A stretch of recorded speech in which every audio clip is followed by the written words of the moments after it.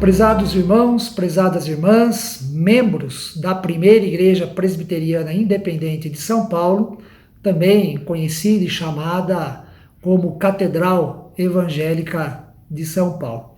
Sejam bem-vindos e bem-vindas a esta aula da Escola Dominical, uma aula diferente, uma aula especial, pelo fato de tratar de um dos assuntos mais comentados, mais falado em nossos dias, que é o assunto da vacinação.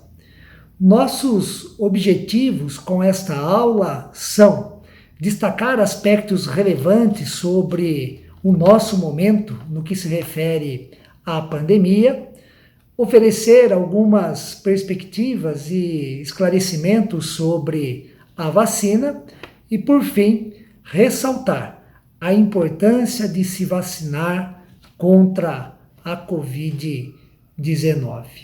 Além de mim, obviamente, participará também o reverendo Valdinei no encerramento desta aula e contamos também com a presença do doutor René Mendes, membro da igreja e uma pessoa diretamente envolvida com o tema da pandemia, com o tema da vacinação, devido à sua atuação profissional. E também contamos com a presença nesta aula da nossa irmã Mariana Lopes dos Santos Curcio, que tem toda uma formação sobre o assunto da vacinação, é pós-doutora neste assunto e, além disto, conta muito também, no que diz respeito a Mariana, a sua atuação profissional. E a Mariana falará sobre a importância e a segurança das imunizações por vacina. Nosso desejo é que você, com esta aula, reflita de maneira muito séria, pense e considere as razões que serão apresentadas aqui, a fim de que você tome a decisão pela vacinação.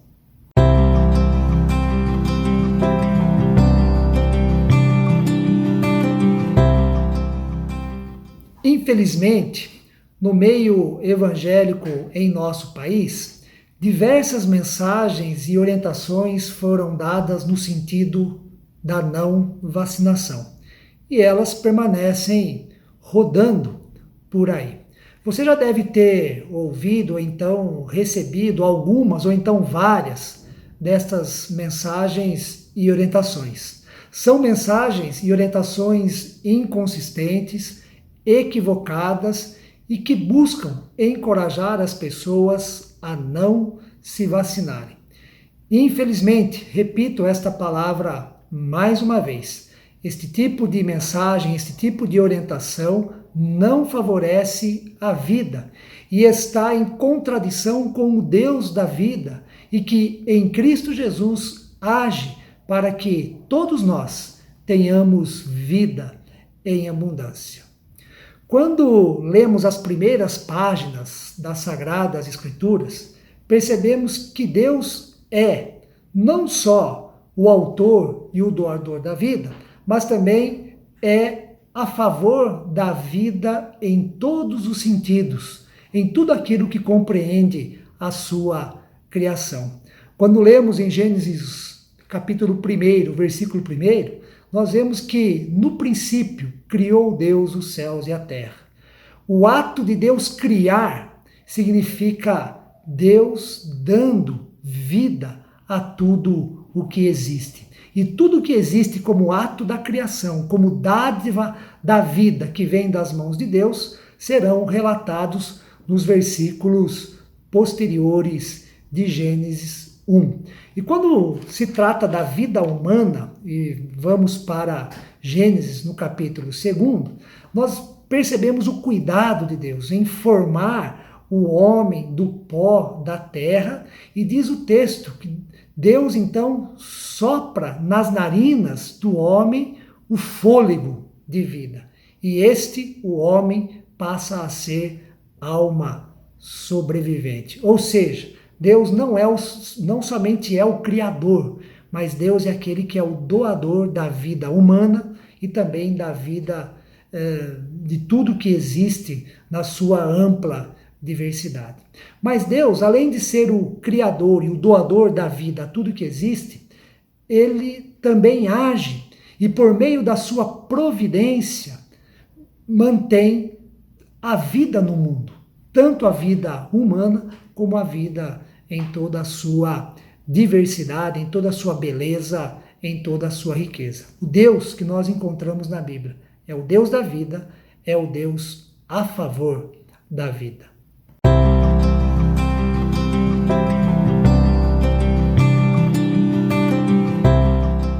Além do tema da criação, nós podemos considerar também sobre este assunto o tema da redenção, ou até de modo familiar a nós, o tema da salvação. Salvação é o ato de Deus em nos salvar. E na Bíblia, nós vemos que a mesma raiz da palavra salvação é da palavra cura. Sendo assim, toda vez que nós dizemos ou então compreendemos que Deus age para salvar o ser humano, nós estamos dizendo que Deus age para curar o ser humano. E a cura que vem de Deus, a salvação que vem de Deus é para o ser humano em seu todo, é nessa perspectiva integral da vida humana. Nesse sentido, Deus age para curar o nosso ser. A salvação é a cura do pecado que nos leva à morte, que nos aprisiona. A salvação também é para o físico, é para a dimensão emocional da nossa vida, ou seja, é cura para todos os males e enfermidades que se colocam contra a vida plena do ser humano. É por isso que Jesus, em seu ministério, para expressar a salvação de Deus, cura diversas pessoas em suas enfermidades. Cura o físico, restabelece a saúde, restabelece o emocional, cura o interior, a alma, para que a pessoa enferma possa viver a vida em sua plenitude. É nesse sentido que, biblicamente falando, compreendemos a vacina contra a Covid-19 como manifestação da providência e da salvação de Deus em nosso favor. Ou seja, compreendemos a vacinação como ato a favor da vida, como ato em conformidade à vontade de Deus.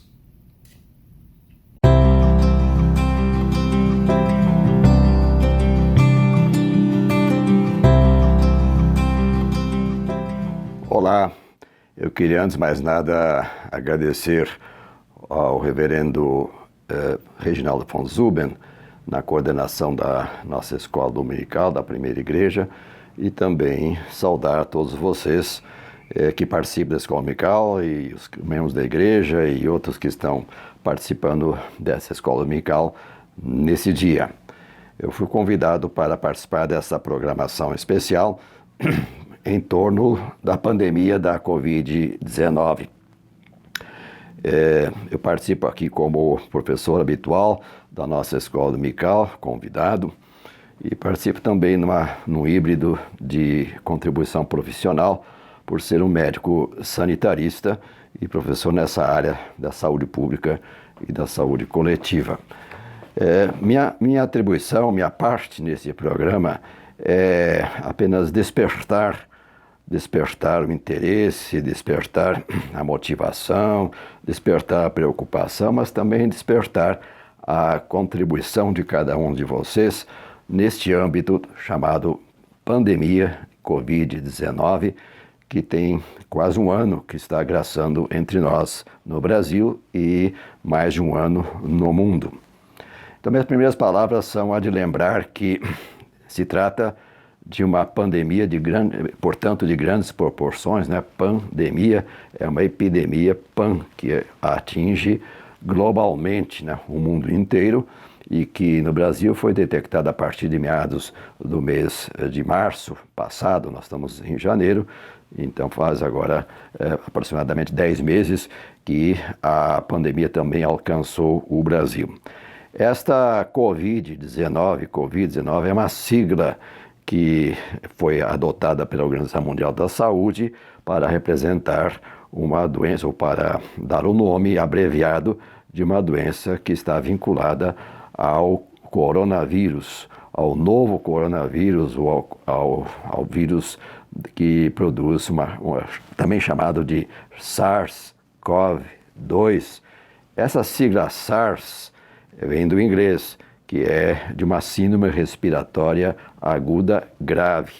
Esta é praticamente a síntese da Covid também, porque houve outras epidemias de SARS anteriores que não tiveram este alastramento, esta dimensão pandêmica como a da Covid-19, é porque ela surgiu oficialmente no ano 2019, a partir de dezembro, possivelmente em dezembro de 2019, na China, como é bem sabido, e rapidamente ela se espraiou, principalmente para a Itália e depois para o restante do mundo. Portanto, Covid é um resumo, é uma sigla de uma doença causada pelo vírus da SARS-CoV-2, que é uma abreviação também da categoria do vírus, que é um novo coronavírus. Coronavírus é uma descrição da sua aparência, do seu aspecto ultramicroscópico, que os vírus só podem ser vistos por microscopia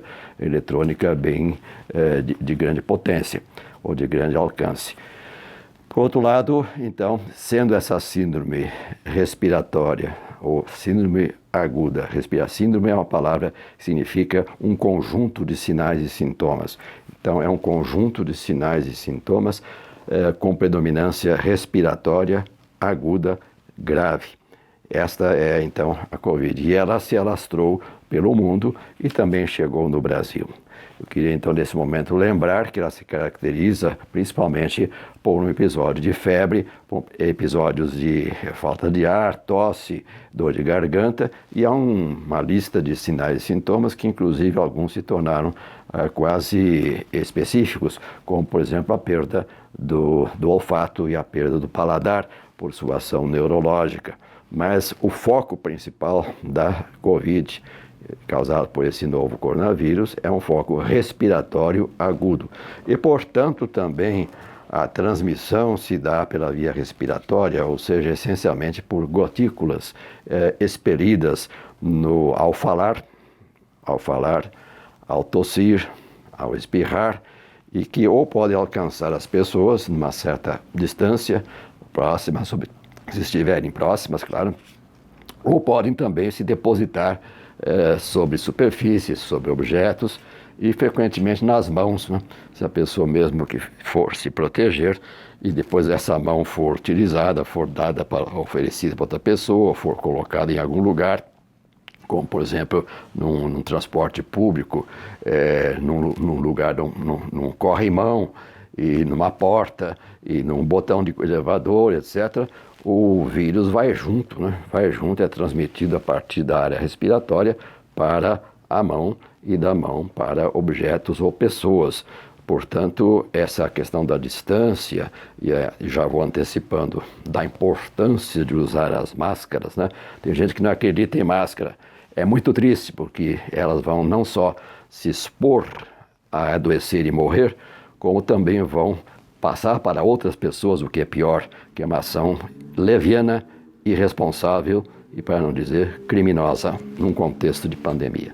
Mas eu queria dizer, então, que o Brasil foi atingido a partir de meados de março. E não foi atingido assim simplesmente porque houve um acaso, houve a transmissão pessoa a pessoa, primeiro dos viajantes que chegaram da Itália, e depois viajantes chegaram de outras partes, e depois houve a chamada transmissão comunitária, é assim chamada, porque aí passou, a transmissão se tornou incontrolavelmente crescente, claro, com algumas características que ao final eu vou mencionar. Antes, porém, de mencionar essas características, eu queria então que fossem projetados alguns slides. Eu selecionei 5 slides que vão ser projetados agora, para que vocês acompanharem o raciocínio de quanto está aqui as proporções dessa pandemia no mundo, no Brasil, em termos de casos, em termos de mortes, e a distribuição no país, que é uma distribuição que alcança todos os municípios, mas em algumas regiões o coeficiente de mortalidade é maior, ou seja, onde há houve proporcionalmente muito mais mortes do que eram esperadas. Esses slides vão ser passados agora. Esse primeiro slide mostra a posição do Brasil no ranking mundial segundo o número de casos e de mortes. Vocês podem perceber que a posição do Brasil em número de casos, o Brasil está em terceiro lugar. E em número de mortes, o Brasil está em segundo lugar, apenas precedido pelos Estados Unidos. Esse ranking continua porque hoje a pandemia se alastra pelo mundo inteiro. A posição do Brasil é uma posição visivelmente no topo da situação de casos diagnosticados e de óbitos.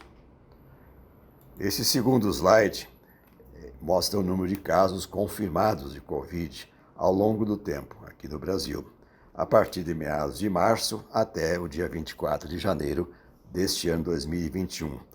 Todos podem perceber que houve uma ascensão até mais ou menos final de julho, quando então começou a haver sinais de que talvez pudesse haver o declínio de número de casos confirmados, o que ocorreu mais ou menos por volta de 12 de novembro, quando então começou uma nova ascensão. Alguns têm chamado de segunda onda, outros acham que não é uma segunda, é a mesma onda. De qualquer forma, nós voltamos ao patamar de média de 50 mil casos novos diagnosticados por dia. Esse terceiro slide nos mostra a evolução dos casos de óbito, mortes causadas pela Covid, desde meados de março até o dia 24 de janeiro deste ano. Ocorre o mesmo fenômeno que eu mostrei no slide anterior, ou seja, uma ascensão até um patamar que se prolongou por vários meses, de duração de número médio de mortes acima de 1.000 por dia.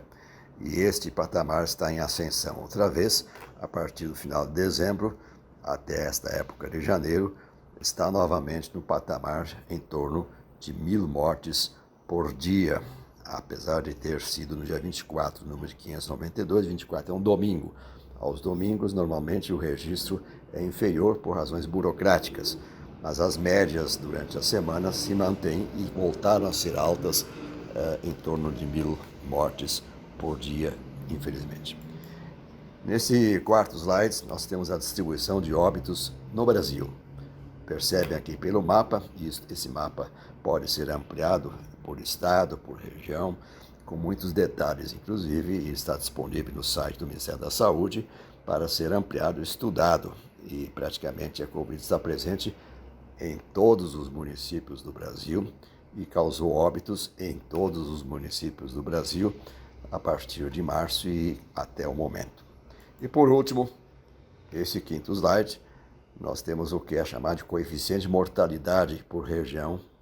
Isso significa que é um denominador em que no numerador, na parte de cima, temos o número de óbitos por Covid, atribuídos à Covid. Na parte de baixo, temos a população, normalmente em base de 100 mil, ou de 10 mil, ou de 1 milhão, dependendo da conveniência de comparação, de sorte que há uma correção no sentido de se ter ideia onde ocorre mais proporcionalmente. Como vocês podem perceber, as regiões onde está mais escuro é onde a mortalidade é mais elevada. Esse é o chamado coeficiente de mortalidade. É diferente de letalidade. Letalidade é a proporção de mortos entre os que adoeceram. Este mapa ou esses números eu não estou apresentando aqui. Então, após a apresentação desses slides, que mostram a gravidade do problema no mundo e principalmente no Brasil, e também mostrando que a Covid-19 está espalhada em todos os municípios, em todas as regiões, em todos os estados do Brasil. Eu estou em São Paulo, mas eu estou falando também para o Brasil. Eu gostaria de fazer alguns destaques e, ao mesmo tempo, corrigir alguns mitos ou algumas desinformações ou informações que vieram da experiência europeia que não se aplicam ao caso brasileiro. Primeiro, a Covid-19 pode alcançar todas as idades. A ideia de que só os idosos seriam atingidos, ela tem que ser corrigida. O Brasil vem mostrando que todas as idades podem ser atingidas, portanto, também as medidas de prevenção são obrigatórias, são compulsórias, são responsabilidade e dever de todas as idades e entre todas as idades. Segunda observação é que também se tinha importado da Europa a ideia de que as pessoas tinham que ter comorbidades, ou seja, outras doenças, ou se obesas, ou diabéticas, ou hipertensas, ou pessoas que tivessem doenças respiratórias crônicas. Isso foi usado e abusado até pelo presidente da República. Isso está errado. Todas as pessoas, ainda que saudáveis, ainda que sãs e de qualquer idade, podem ser alcançadas, portanto, são suscetíveis, a não ser que venham a se vacinar daqui para frente, que será objeto de uma das falas agora esta manhã. Eu queria fazer uma referência necessária ainda, de que o Brasil veio a mostrar que a distribuição da Covid ela é muito desigual. Não é igual para todos. A chance, a proporção de pessoas ou a possibilidade de adoecer, ela é muito desigual. Ela é essencialmente socialmente distribuída. Ela se concentra em pessoas da periferia, em pessoas que têm que sair de casa, não podem ficar em casa. O tal fique em casa não é justo para algumas pessoas, porque algumas precisam ir trabalhar por nós, trabalhadores da saúde, por exemplo, dos transportes, da segurança e da educação e de tantas áreas que foram de repente chamados de essenciais. São tão essenciais para nós e para a sociedade, mas são também os mais suscetíveis, porque eles não podem seguir a principal prescrição na epidemia, que é ficar em casa, que é o distanciamento social. Distanciamento social significa ter onde ficar em casa, não só para trabalhar o trabalho à distância, mas para efetivamente se proteger da infecção. Portanto, um país pobre tão desigual como o Brasil mostrou que essa desigualdade tem a ver também com a pandemia. São mulheres que trabalham nas casas de vocês, eventualmente, são mulheres negras, são que moram na periferia, que utilizam o transporte público e outras pessoas que as variáveis sociológicas e essencialmente econômicas e raciais se misturam com as ocupacionais ou profissionais, as que têm que trabalhar para nós ou para a sociedade. Eu digo isso porque esta é uma desigualdade social que precisa ser também encarada no combate à Covid. Não basta usar máscara, não basta ser vacinado. É preciso também perceber os determinantes sociais da pandemia no Brasil. E com isso encerro a minha breve fala, convidando a todos vocês, primeiro, que se motivem, segundo, que façam a sua parte imediata, que é se proteger e usar máscara. Todos podem e devem, não há direito para nenhuma pessoa recusar essa obrigação sanitária e ética.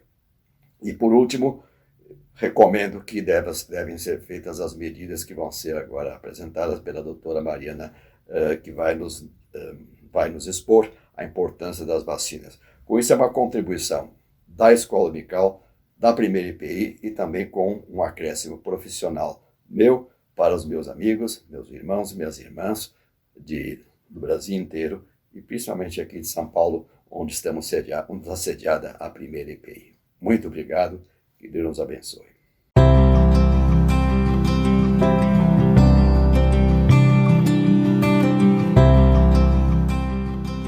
Bom dia. Eu gostaria de agradecer o convite do reverendo Valdinei e do reverendo Reginaldo para falar aqui hoje sobre esse tema tão importante. Eu sou a Mariana Curcio, alguns me conhecem da igreja, eu sou esposa do presbítero Gustavo Curcio, mãe do Francisco e da Marina. Hoje eu estou aqui pela minha formação científica e pelo trabalho que eu venho realizando desde o ano passado com as vacinas contra a Covid-19. Eu tenho graduação em Biologia pela Universidade de São Paulo, fiz o mestrado em Biotecnologia pela mesma universidade e o doutorado em Oncologia pelo Hospital do Câncer AC Camargo. O pós-doutorado eu fiz no Instituto Butantan, onde eu trabalhei 13 anos com o desenvolvimento e a produção de medicamentos biológicos para o tratamento de câncer e doenças autoimunes. E desde o ano passado eu assumi um desafio profissional de prestar assessoria técnica e científica a muitos projetos relacionados ao desenvolvimento e à produção de vacinas contra a Covid-19. E além dessa atividade de suporte técnico e científico, eu tive a oportunidade de participar de muitos seminários educativos sobre o tema e achei interessante trazer aqui hoje algumas respostas para perguntas que eu tenho ouvido com frequência e são perguntas muito pertinentes, dúvidas, inclusive em relação à segurança dessas vacinas contra a Covid-19 que estão sendo aprovadas para uso. A primeira pergunta é: qual é o objetivo da vacina e qual é a sua importância? O objetivo da vacina é apresentar o vírus causador da Covid-19, o SARS-CoV-2, para o sistema imune, para que ele esteja preparado para nos defender em caso de infecção. Vamos pensar que o nosso sistema imune seja um exército e o invasor, o vírus SARS-CoV-2. Ele, conhecendo previamente o inimigo, ele será capaz de nos defender de forma mais rápida e efetiva. Com isso, a vacina vai reduzir muito a probabilidade de ocorrência da doença. E caso ela ocorra, ela terá sintomas leves. Dessa forma, a vacina prevenirá contra os quadros graves e moderados da doença, que levam à necessidade de internação e muitas vezes ao óbito. E dá para confiar numa vacina que foi desenvolvida, testada e aprovada em menos de um ano? Isso realmente é um feito inédito e só foi possível graças aos grandes avanços na ciência e na tecnologia nas últimas décadas. E além disso, um aporte financeiro gigante nunca ocorrido antes. O que é importante dizer aqui é que essas vacinas não foram desenvolvidas do dia para a noite. Elas não foram desenvolvidas no momento em que foi identificado o vírus causador da Covid-19. Elas são resultado de trabalhos iniciados há muito tempo atrás.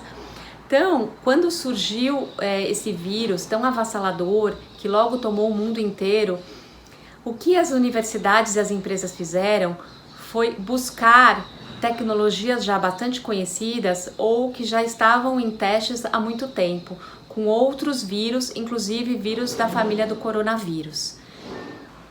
E quem avalia a segurança e eficácia dessas vacinas? Isso é feito pelos órgãos reguladores de cada país. No caso do Brasil, é feito pela Agência Nacional de Vigilância Sanitária, a Anvisa. Eles fazem uma análise detalhada e muito criteriosa de todos os dados obtidos pela vacina candidata, desde o desenvolvimento, passando pela produção das vacinas e os testes de controle de qualidade. Quem teve a oportunidade de assistir à reunião da Anvisa no dia 17 de janeiro para análise do pedido de aprovação de uso emergencial das vacinas Coronavac e Covishield, pôde perceber o quanto detalhistas e criteriosos eles são na avaliação dos dados.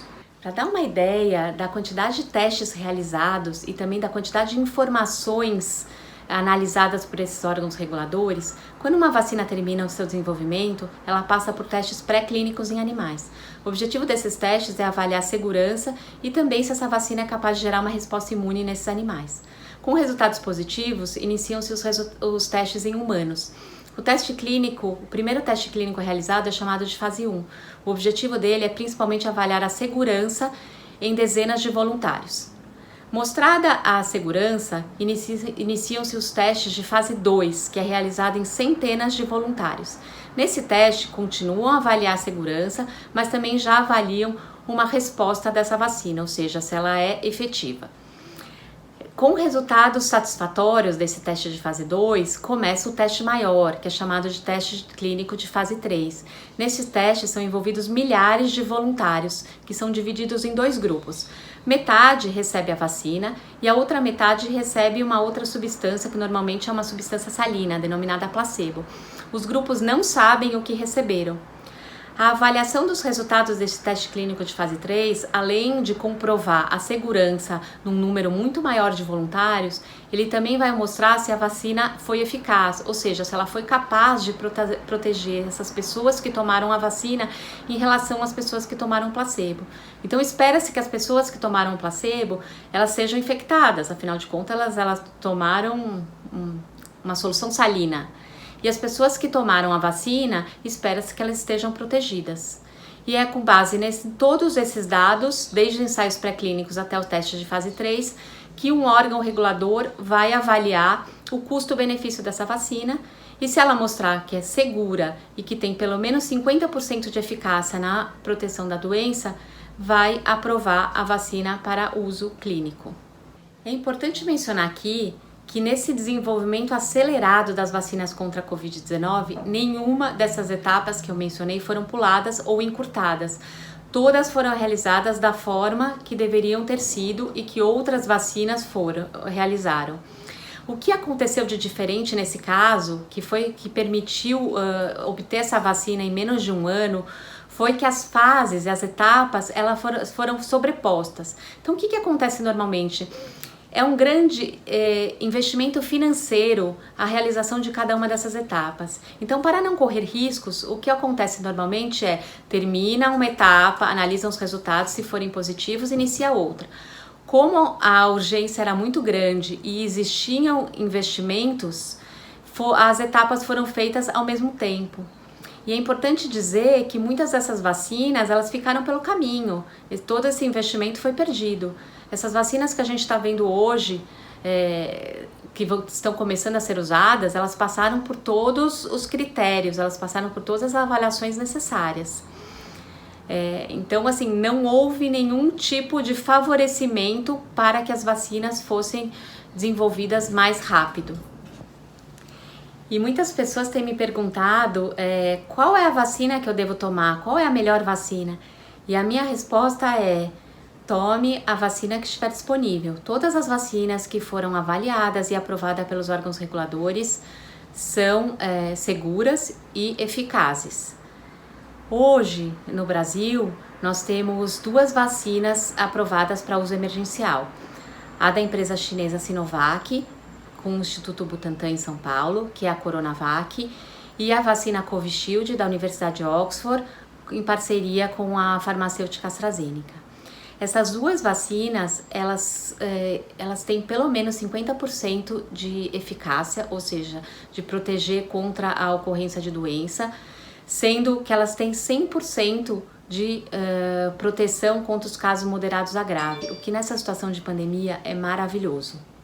Estas 2 vacinas, elas usam plataformas tecnológicas diferentes. A Coronavac, ela é uma vacina de vírus inativado. Esse tipo de tecnologia é usado há muito tempo e o próprio Instituto Butantan tem muita experiência. Algumas vacinas que tomamos que usam essa tecnologia é a vacina da gripe, a vacina da hepatite A, a vacina da poliomielite injetável, entre outras. Nessa vacina, o vírus ele é morto, ele não tem perigo de causar doença, ele só vai desencadear uma resposta do sistema imunológico. A vacina da Universidade de Oxford, ela usa uma plataforma chamada de vetor viral. Um adenovírus, um vírus causador de um resfriado em chimpanzé, ele carrega partes do vírus causador da Covid-19, no caso, a proteína S, que é uma região da espícula do vírus. Ela também é uma vacina bastante segura e que tem mostrado uma boa eficácia. Essas 2 vacinas, elas serão produzidas aqui no Brasil por transferência de tecnologia. A Coronavac será produzida no Instituto Butantan em São Paulo e a vacina da Universidade de Oxford será produzida pela Fiocruz no Rio de Janeiro. Isso é uma coisa muito boa para o Brasil, que vai ser autossuficiente nas vacinas contra a Covid-19. Uma outra dúvida frequente que eu tenho visto é: posso confiar em uma vacina desenvolvida pela China? E a minha resposta, sem dúvida nenhuma, é sim. Ela é tão segura quanto qualquer vacina que passou por todas as etapas de teste e por todas as etapas de avaliação pelos órgãos reguladores. A China, ela é um grande fornecedor de insumos farmacêuticos para a indústria brasileira e para a indústria do mundo todo. Então, muitos medicamentos que tomamos são feitos com insumos chineses, e assim como outras vacinas. A própria vacina desenvolvida pela Universidade de Oxford, que vai ser fornecida pelo Brasil, vai ser produzida em uma fábrica na China.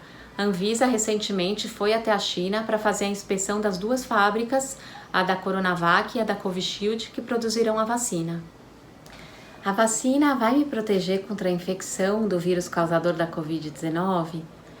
As primeiras vacinas que foram desenvolvidas e que estão sendo aprovadas agora para uso, elas não impedem a infecção do vírus, e sim o desenvolvimento da doença, especialmente de quadros moderados a graves.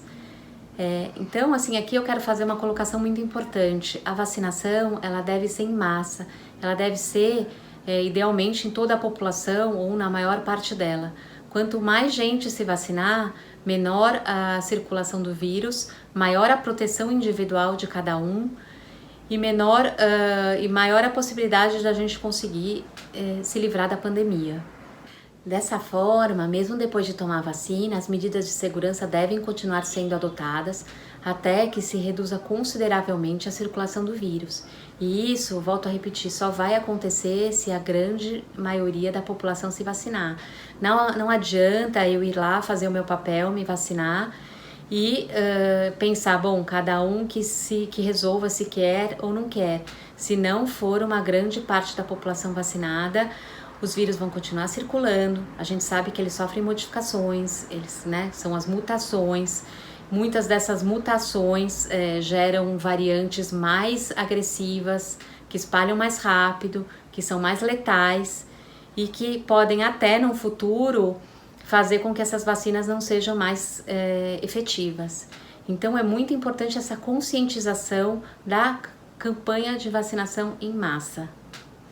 Muitas perguntas sobre essas vacinas ainda não têm resposta e essas informações virão com o tempo. Por exemplo, por quanto tempo uma pessoa vacinada permanecerá imune? Com qual frequência será necessário tomar essa vacina? São respostas que teremos com acompanhamento dessas pessoas que tomaram a vacina. Os testes de fase 3, que são aqueles que eu falei que envolveram milhares de pessoas, iniciaram em julho. Então, em julho desse ano, completarão um ano. Nesse momento, provavelmente já teremos um pouco mais de informações. E o que já sabemos sobre essas vacinas? Sabemos que as vacinas que passaram por esse processo rigoroso de avaliação são seguras e eficazes. No Brasil, no momento, temos 2 vacinas aprovadas, por enquanto para uso emergencial, mas em breve será pedido o registro. E, muito provavelmente, nos próximos meses, teremos outras vacinas, que se passaram por todos os testes e forem aprovadas pelos órgãos reguladores, também serão consideradas seguras e eficazes. Então, podemos tomar qualquer uma dessas vacinas sem nenhuma preocupação. Essas vacinas elas já estão sendo usadas em outros países. O número de pessoas vacinadas já é muito grande e não foi relatado nenhum efeito adverso, nenhum efeito colateral grave. Então, por enquanto, a vacinação está sendo feita em adultos a partir de 18 anos. Os estudos clínicos em crianças estão em andamento e tudo indica que em breve também serão aprovados para o uso em crianças. Eu termino dizendo, tenham medo do vírus SARS-CoV-2, tenham medo da Covid-19, mas não tenham medo das vacinas, elas são seguras. E só as vacinas, nesse momento, poderão nos tirar dessa situação tão complicada de pandemia que estamos vivendo. Ninguém aguenta mais as restrições impostas pela pandemia, ninguém aguenta mais viver com esse medo de se infectar. Façamos a nossa parte, vamos nos vacinar, vamos espalhar informações de qualidade, informações científicas, para que as pessoas que estejam ao nosso redor, para os nossos familiares, amigos, colegas, conhecidos, também se sintam seguros para tomar a vacina. Eu só vejo essa forma para nos livrarmos dessa situação. Obrigada a todos, um ótimo domingo.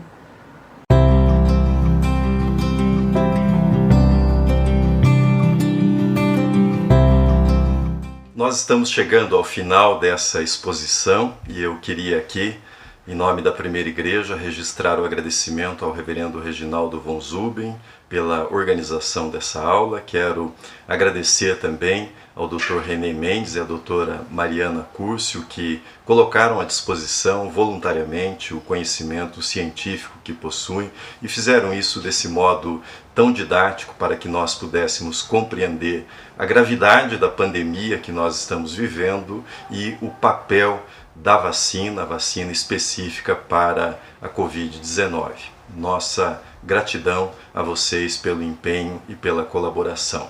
E quero incentivá-lo para que você que está assistindo essa aula compartilhe o link dessa aula. Ela estará aqui no nosso canal do YouTube. Você pode compartilhá-la com seus familiares, com a sua igreja, com seus amigos, para que mais pessoas tenham acesso a esse conteúdo tão importante que foi oferecido a nós nessa manhã.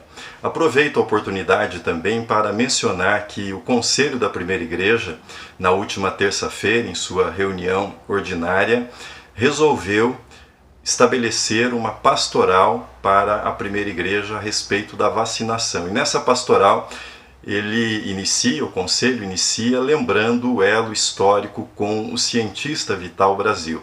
Se você não sabia, Vital Brasil foi membro da Primeira Igreja, fez a sua pública profissão de fé no ano de 1882, ainda antes de ser um estudante de medicina e o cientista famoso que viria a ser. Nós temos certeza que o Evangelho, a formação que ele recebeu no Evangelho, colaborou para a sua paixão pelo conhecimento em favor da preservação da vida. Lembramos isso porque, do nosso ponto de vista, não há oposição entre fé e ciência. Fé e ciência são parceiras em favor da vida, em favor da preservação da vida, porque Deus está, sobretudo, interessado na preservação de vidas humanas, que os seres humanos vivam e vivam em abundância, como disse e ensinou nosso Senhor e Salvador Cristo Jesus. Quero incentivá-lo a compartilhar essa pastoral. Você pode encontrá-la no nosso site, você pode encontrá-la em nossas redes sociais. Envie para os seus familiares, envie para os seus amigos, distribua para os irmãos da sua igreja. Vamos fazer com que esse texto possa circular junto com esta aula que nós acabamos de ter. Nessa pastoral, nós terminamos lembrando o texto de Tiago 4,17. Nesse texto, Tiago diz que aquele que sabe que deve fazer o bem e não faz, nisso está pecando. Vacinar-se é fazer o bem a si mesmo. Vacinar-se é fazer o bem ao próximo. Vacinar-se é fazer o bem a todas as pessoas que você ama. É fazer o bem à comunidade, é fazer o bem ao próximo. Vacinar-se é seguro, é um ato de obediência, é um ato de preservação da vida. Não tenha receio de vacinar-se, não tenha receio de apoiar a vacinação no nosso país. Quero terminar esse tempo de reflexão fazendo uma oração em favor do nosso país, fazendo uma oração em favor das famílias que perderam pessoas nessa pandemia e pedindo que Deus ilumine os nossos governantes, que Deus possa dirigir também os nossos pesquisadores, as pessoas que estão engajadas no sistema de saúde, para que consigamos vencer essa pandemia. Convido você para fechar os seus olhos e para orar comigo nesse momento. Pai, nós te damos graças por esse tempo de reflexão, agradecemos-te pelas informações preciosas que nos foram trazidas. Pedimos, ó Deus, em favor do nosso país, pedimos que tu abençoes as iniciativas no desenvolvimento das vacinas, o sistema de produção, de distribuição e, sobretudo, ó Deus, que tu possas abençoar-nos com consciência clara, com mente aberta, com espírito cheio de esperança quanto às possibilidades de, pelo cuidado, pelas medidas que são recomendadas, vencermos esta pandemia. Que tu possas confortar também a todas as pessoas que estão angustiadas, todas as pessoas que se encontram nesse momento perdidas, ó Deus, quanto ao que fazer, que rumo seguir, a quem ouvir, que tu possas, com teu Espírito, com a tua palavra, com a palavra do conhecimento, a palavra da ciência, iluminar o caminho de todos aqueles que se encontram nessa condição. Damos-te graças por esse tempo de reflexão, pela vida de todos que participaram e colaboraram para que ele fosse possível. Oramos no nome precioso de Jesus Cristo, nosso Senhor e Salvador. Amém.